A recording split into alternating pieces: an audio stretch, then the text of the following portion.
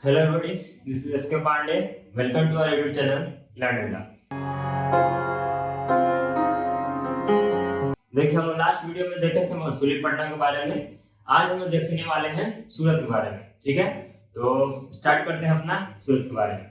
देखिए हमारा सूरत के बारे में ये बता रहा है। पहले हम ऐसे में जानते हैं कि सूरत जो है हमारा ट्रेडिंग के लिए, मिस्ट्रेड के लिए या फिर कॉटन टेक्सटाइल मिल के लिए जाना जाता है। ठीक है, तो वो तो हम लोग पीछे से पढ़ते आ रहे हैं, अपने घर में भी आए दिन सुने हैं, जानते हैं। लेकिन उसी को और डीप नॉलेज के लिए हम लोग हमारे सिलेबस में है सूरत के बारे में, सूरत के बारे में हम लोग पढ़ते हैं। ठीक है, देखिए सूरत आप ऐसे समझिए, सूरत जो मेन सेंटर हुआ करता था 17वीं सेंचुरी के पहले का, 17वीं सेंचुरी से पहले का जो मेन सेंटर हुआ करता था, वहां से आप इधर देखिए अफ्रीका है, फिर इधर हमारा जो इधर गल्फ ऑफ स्ट्रीट है, गल्फ ऑफ ओमस है, यहाँ से हमारा जो है सारे जगह ट्रेडिंग हुआ करता था। ठीक है, लेकिन धीरे धीरे क्या हुआ कि ये सारे बॉम्बे में शिफ्ट हो गए। इसका डिक्लिनेशन देखेंगे, कैसे कैसे डिक्लिनेशन हुआ, ये सारी चीज अभी हम लोग इस लेक्चर में देखने वाले हैं। ठीक है, देखिए हमारा फर्स्ट है, ये बोल रहा है कि Surat was the emporium of western trade during the Mughal period within. मतलब जब मुगल पीरियड था तो ये अपने एकदम पीक पॉइंट पर था। ठीक है, ट्रेडिंग के मामले में, कॉटन टेक्सटाइल के मामले में, देखिए यहाँ पर दिया हुआ है एम्पोरियम। ठीक है, एम्पोरियम में समझिए आप ट्रेड। ठीक है, ट्रेड के मामले एकदम पीक पॉइंट पर था। एक 17वीं सेंचुरी से पहले, जब मुगल एम्पायर भारत में नहीं थे, या फिर उस समय ही बोल सकते भारत में एग्जिस्ट करते थे वो लोग, तब सब लेटर उसके बाद धीरे धीरे अहमदाबाद चेंज, मैंने धीरे धीरे ऐसे चेंजेस आते गए। It was great for the trade with the western Asia via gulf of Hormuz. ये इसके बारे में बात कर रहे थे हम लोग कि गल्फ ऑफ हॉर्मुज। देखिए यहाँ पे जो मैप दिया हुआ है, यहाँ मैप से ये जो है गुजरात और गल्फ ऑफ हॉर्मुज होते हुए ये भी अफगानिस्तान, इधर फिर यूरोप, फिर वेस्ट एशिया, ये सारे जगह यहीं से ट्रांसफर होते रहते थे जो भी ट्रेडिंग के मामले थे। क्योंकि पहले तो ऐसा नहीं था कि शिप से लोग एक जगह दूसरे ट्रांसफर हो जाएगा, शिप से यहाँ आ गए, यहाँ से वहां चले गए। ठीक है, अब तो पॉसिबल है ऐसा चीज ना, पहले तो ऐसा नहीं था। पहले तो वाटर में से ही सारी चीजें लोग जाते थे। ठीक है, पहले वाटर से ही सारे चीजों को ट्रांसफर किया जाता है। देखिए ये इसको और सूरत को क्या बोला जाता है, सूरत को एक गेटवे ऑफ मक्का। ठीक है, गेटवे ऑफ मक्का की मक्का हम लोग जानते हैं मक्का कहाँ है, मक्का है हमारा पड़ता है वो हमारा अफ्रीका में। ठीक है, तो अफ्रीका में आज हम लोग जो मुस्लिम समुदाय के लोग जो हैं वो मक्का मदीना जाते हैं। ठीक है, तो उसको मक्का का गेटवे भी बोला जाता है सूरत को, क्योंकि वहां से इजिली पड़ता था, वाटर वे से वो लोग चले जाते थे। राइट, अब देखिए इतना तो ये बात कॉमन बात हुआ हमारा सूरत के बारे में, सूरत के बारे में हमारा कॉमन बात हुआ। लेकिन इसके बाद हमारा बात आता है ट्रेडिंग का। ठीक है, यहाँ से ट्रेड का जो भी कुछ बात था वो कैसे शुरुआत हुआ। देखिए छोटे छोटे रिटेलर्स हुए, retailers wholesale shop selling cotton textile. यहाँ से कॉटन टेक्सटाइल का धीरे धीरे विस्तार होने लगा सारे देशों में। यहाँ तक अपने कंट्री नहीं, डिफरेंट देश, इजिप्ट हुआ, अफ्रीका हुआ, वेस्टर्न एशिया हुआ। ठीक है, ये सारे जगह लोग अपना ट्रेडिंग के मामले में, आज भी जाना जाता है गुजराती लोग, जो गुजरात के लोग जो होता है, और ये भी सूरत साइड में जो पड़ता है, ये सारे जो लोग हैं ट्रेडिंग के मामले में ही बिजनेस में बहुत बिजनेस माइंडेड होते हैं।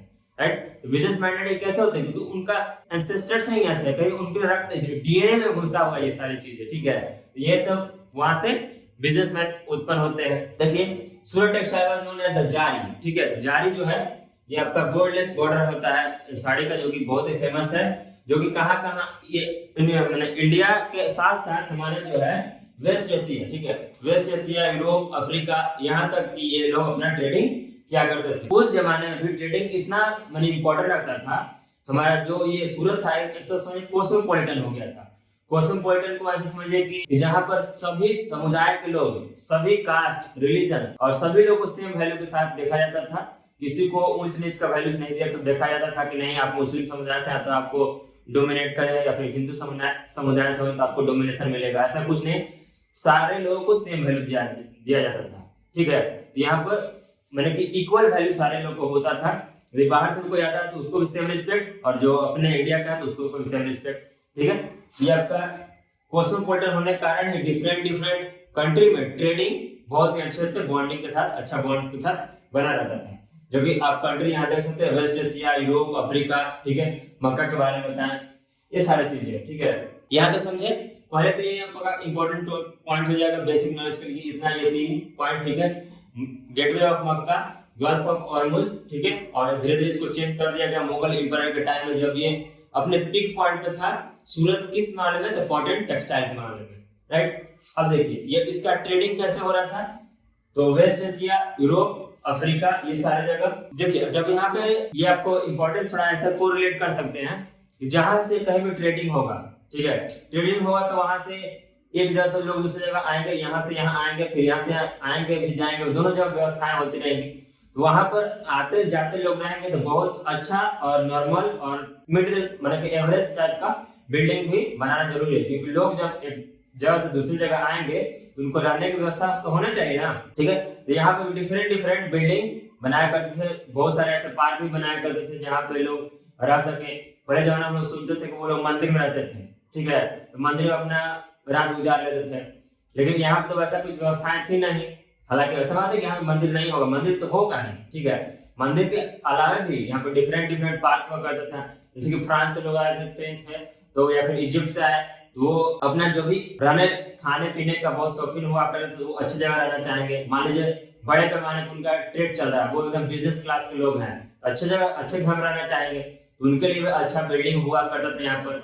सारी व्यवस्थाएं, क्योंकि जो कॉमन मैन है जो ट्रेडिंग नहीं कर रहा है, बिजनेस में नहीं है, तो वो अपना बिल्डिंग को लेकर कंस्ट्रक्ट करता था ऐसा अच्छा, तो वो भी अपना सारा व्यवसाय अपना चला सकता था, रूम होटल बना देता था, तो उन सब का भी फायदा होता था। जो ट्रेडिंग हो रहा है वो तो भाई फायदा है नहीं, ठीक है। यहाँ पे देखिए नंबर्स ऑफ रेस्ट हाउस बना होता था, park to lead the people who come from trade for all over the world. जितने दुनिया से जितने भी लोग आते थे यहाँ पर सूरत में, तो उनको रहने खाने पीने का बेहतरीन सुविधा दिया जाता था। कहाँ? हमारे ये जो है रेस्ट हाउस में, ठीक है। और वो जनरली आते थे कहाँ से? वेस्ट अफ्रीका से, यूरोप से, वेस्ट एशिया से। देखिए अब इसमें बोल रहा है कि द काथीवार्ड सेठ या फिर महाजन, ठीक है, ये दोनों एक ही है, महाजन या फिर काथीवार्ड सेठ। मनी चेंजर के नाम से समझ सकते हैं ऐसे। ह्यूज बैंकिंग हाउस एट सूरत, ठीक है, उनके पास ऐसे समझ सकते। देखिए आपको आप फिल्म में देखे होंगे, बहुत हॉलीवुड फिल्म में या फिर कोई बॉलीवुड में देखे होंगे कि जो कागज होता है तो कट फाड़ देता है, एक अपने पास रख लेता है और एक उसको दे देता है, ठीक है। तो क्या करता है कि अपने पास जो रखता है बोलता है कि तुम हमको 10 दिन चाहे 20 दिन बाद, जितने भी चाहे 10 साल बाद भी वो हमको नोट दिखाओगे, वो हम मिलाएंगे, ऐसे मिल जाएगा, तुम्हारा जो भी पैसा रहेगा वो हम तुमको दे देंगे, ठीक है। तो ये क्या करते थे काठीवाड़ सिस्टम, ये इस चीज को नहीं ऐसा ही करके वो लोग मेंटेन करते। आप ऐसे नहीं समझिए, जहाँ काठीवाड़ सिस्टम जो ये सेठ जो थे, सिस्टम नहीं, काठीवाड़ सेठ या फिर महाजन लोग जो थे वो क्या करते थे कि उनका all over the world bonding जो था, रिलेशन जो था बहुत अच्छा था। तो बस वहां पर क्या करते थे, मान लीजिए कोई ट्रेडर जो हुआ 1 करोड़ का बिजनेस किया या फिर 1 लाख का बिजनेस किया या 50 लाख का बिजनेस किया, तो वो अपना एक लेटर पैड पर लिख के दे दिया, फिर छोटा सा पुर्जा बना के दे दिया, वो अपना रख लिया पॉकेट में और वहां पहुंच गया। मान लीजिए उसका क्या हुआ, बीच में कोई सेलर्स का यदि कोई अटैक भी होता है तो कुछ नहीं करता था, उसको फाड़ के पानी फेंक देता था या फिर चबा गया, खा गया, कुछ ऐसा कर दिया तो उसको घाटा नहीं होता था। वो फिर जाता था वहां पर, बोलता था ऐसे ऐसे इश्यू हो गया, तो फिर से लिख के सारा जो भी होता था कोड बताता था अपना। और फिर जो सेकंड पर्सन होता है, मान लीजिए इंडिया से अफ्रीका जा रहा है, तो अफ्रीका के पास उसका रिलेशन होता था अच्छा, तो वो बॉन्डिंग बना रहता था, तो अफ्रीका के लोगों को वो दिखाता था, तो वो वहां पर उसको फिर अपना जो भी 50,000 या फिर 1 लाख रुपया का बिजनेस का जो हुआ उसको अवेलेबल इजिली मिल जाता था। क्योंकि देखिए पहले तो तार सिस्टम था नहीं, क्या हो तुरंत फोन कर देगा फलाना से मिल जाए, ऐसा तो कुछ है नहीं। तो इस तरह से ये सारे व्यवस्थाएं हुआ करती थी। तो बैंकिंग सिस्टम आप बखूबी में भी समझ गए होंगे, आई थिंक हमने तो ट्राई किया है। अब आप नहीं, आपको ये चीज समझ में आया तो आप ऐसे समझिए कि जो फिल्मों में लोग देखते हैं कि 1 रुपीस के नोट को फाड़ देता है, जब वही रुपीस के नोट को दूसरे जाते हैं फिर मिलाते हैं ऐसे, जब मिलता है तो वो पैसा देता है। यही सिस्टम जो था मनी चेंजिंग का सिस्टम हुआ करता था।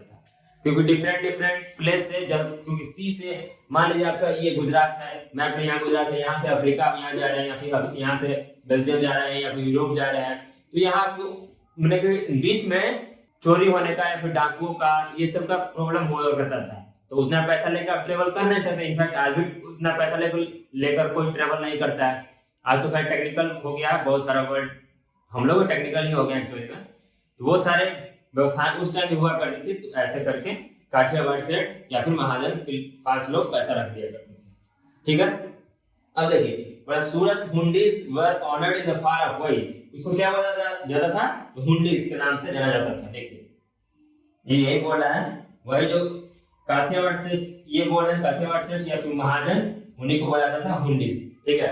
ये देखिए कहाँ था, far off market of Cairo in Egypt ये इजिप्ट होगा, ठीक है, वर्सारा इन इराक और बेल्जियम, ठीक है, बोले थे बेल्जियम, ये बेल्जियम तक यहाँ देखिए मेनली आप समझ सकते हैं इराक, बेल्जियम और इजिप्ट, यहाँ तक के वो लोग ट्रेडिंग करते थे उस समय भी।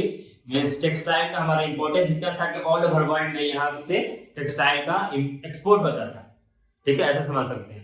अब देखिए एक चीज और है, बुक में लिखा है, और बुक को आप थोड़ा सा बस बुक पर आराम कर दिया कीजिए, थोड़ा सा बुक पढ़ा कीजिए, पहले ये आप अपना समरी थोड़ा सा वीडियो को देख लीजिए, ज्यादा नहीं 10 से 15 मिनट का तो वीडियो ही रहता है, उसमें क्या फर्क पड़ता है, उसको देख लीजिए, देखने के बाद अपने बुक को पढ़िए, ठीक है। इसको देखने के बाद यदि बुक आपको नहीं समझ में आता है तो फिर आप थोड़ा मेहनत कीजिए, उसको पढ़ लीजिए, इनफैक्ट समझ में आएगा ही, ऐसी बात नहीं है। इसको पढ़ने के बाद, मैंने लेक्चर देखने के बाद आप बुक को पढ़िए, आपको बुक का एक एक लाइन समझ में आएगा, सारी मेरी बातें जो भी होगी उस वक्त आपको माइंड में रिकॉल होने लगेगा, हाँ ऐसे ऐसे लेक्चर में बोले थे, ऐसे ऐसे सारा क्लियर हो जाएगा, ठीक है। लेक्चर देखने के बाद हमेशा आप एक चीज गौर कीजिएगा, लेक्चर देखने के बाद जो भी कुछ होता है उसको एक बार एटलीस्ट बुक को रीड कीजिए अपने से, इतना करने के बाद आपको एग्जामिनेशन में कोई क्वेश्चन नहीं छूटेगा। इनफैक्ट एनसीईआरटी का जो आउटर क्वेश्चन दिया है, इनर क्वेश्चन दिया है, इंटेक्स्ट क्वेश्चन दिया है, सारा ऑल ओवर कंप्लीट हो जाएगा। चलिए ठीक है, द सिटी वाज कॉस्मोपॉलिटन, वही बोले थे कि सिटी जो है कॉस्मोपॉलिटन हो गया था, क्योंकि सारे समुदाय के लोग, हिंदू मुस्लिम सिख सारे लोग यहाँ पर आके अपना मैंने कि ट्रेडिंग करते थे, और ट्रेडिंग मींस वो ट्रेडिंग शेयर मार्केट वाला नहीं समझ जाएगा, म्यूचुअल फंड वाला नहीं, ठीक है, ट्रेड वाला, कॉटन टेक्सटाइल, ठीक है, ये वाला यहाँ बात हो रहा है, नहीं तो हम बार बार ट्रेडिंग बोल जा रहे हैं, आप ट्रेडिंग को समझ जाइएगा, वो नहीं है, ठीक है। तो यहाँ पर जो भी बात होगी वो टेक्सटाइल के बारे में बात होगी, इंडस्ट्री के बारे में बात होगी, ठीक है। देखिए अब ऐसे हम लोग कैसे जाने, उस टाइम तो ना हम थे ना आप थे ना हमारे कोई पूर्वज उस टाइम हुआ करते थे। तो एक हमारे जो थे अकॉर्डिंग टू क्रॉनिकल ओविंगटन, ठीक है, आपको बुक में यही दिया हुआ है, आपको मे भी हम प्रोनाउंसिएशन गलत हो सकते हैं, आप उसको पढ़ लीजिएगा। ओविंगटन who wrote an account of the port of 1689 में एक ओविंगटन नाम के इंसान थे, वो बताते हैं कि सूरत उस समय इतने अपने पीक पर था, इतने वर्चस्व पे था, वहां पर हमेशा एवरेज निकाल बता रहा है, हमेशा 100 से ज्यादा वहां पर शिप लगा हुआ रहता था, एंकर लगा हुआ रहता था, यहाँ पे उसमें लिखा है शिप एंकर, में हमेशा 100 से ज्यादा शिप वहां पर लगा हुआ रहता था, डिफरेंट कंट्री का। तो इसी से आप अंदाजा लगा सकते हैं कि सूरत में कितना मेरे बड़े पैमाने पर वहां पर ट्रेडिंग हुआ करता होगा, मींस एक्सपोर्ट इंपोर्ट हुआ होता होगा, ठीक है। तो यहाँ तक आप समझ लें, ये आपका जो भी है सूरत उस टाइम का बहुत ही पीक पॉइंट पर रहा हुआ, मतलब कि जो भी आपका सूरत है उस टाइम का बहुत ही पीक पॉइंट पर था, मैंने अपने वर्चस्व में सबसे किंग का मामले में था, ठीक है। इसलिए इसको हम लोग एनसीईआरटी ने इस बुक में मेंशन किया, हम लोग इसको पढ़ रहे हैं। आपका ये तो बात हुआ सूरत के बारे में, सूरत के बारे में समझ लिए, कॉमन चीज ट्रेडिंग के बारे में समझ लिए। अब हम लोग बात करेंगे इसका डिक्लिनेशन के बारे में, राइट। डिक्लिनेशन इसका कैसे हुआ, सूरत का जो भी था डिक्लिनेशन कैसे स्टार्ट हुआ, इतना भी मैंने मुगल के टाइम, मुगल के पहले उस टाइम मुगल का समय रहा था फिर भी, और इतना ये वर्चस्व में अपना होने के बावजूद, मैंने कि कॉटन टेक्सटाइल के मामले में, ट्रेडिंग के बारे में मामले में, एक्सपोर्ट इंपोर्ट के मामले में इतने पीक पे होने के बाद भी इसका डिक्लिनेशन कैसे आया, ठीक है। देखिए इसका मेन रीजन क्या रहा, तो 3 मेन रीजन है, ठीक है। आप जब भी डिक्लिनेशन ऑफ सूरत का बोलेगा तो बस 3 ही पॉइंट लिखना, ज्यादा नहीं, ठीक है। देखिए loss of merchants market productivity because of the Mughal empire, ठीक है, डिक्लिनेशन ऑफ मुगल एम्पायर। देखिए जैसे क्या हुई, जैसे ही मुगल एम्पायर उस टाइम जहांगीर का राज हुआ करता था, तो जैसे ही मुगल एम्पायर क्या हुआ, खत्म हुआ, ठीक है। जैसे मुगल एम्पायर का डिक्लिनेशन हुआ, धीरे धीरे सूरत का भी डिक्लिनेशन होने लगा, क्योंकि जो भी ट्रांसपोर्ट हुआ करता था, हमारे इंडिया ये यहाँ मैप देख रहे हैं, यहाँ से गुजरात है, गुजरात से यहाँ हमारा हो गया अफ्रीका, हो गया इराक, हो गया ईरान, हो गया इजिप्ट हुआ, ठीक है। इस सारे रूट में हम लोग क्या करते थे कि सी रूट से ही सारे चीज आवाजाही हुआ करता था, ठीक है।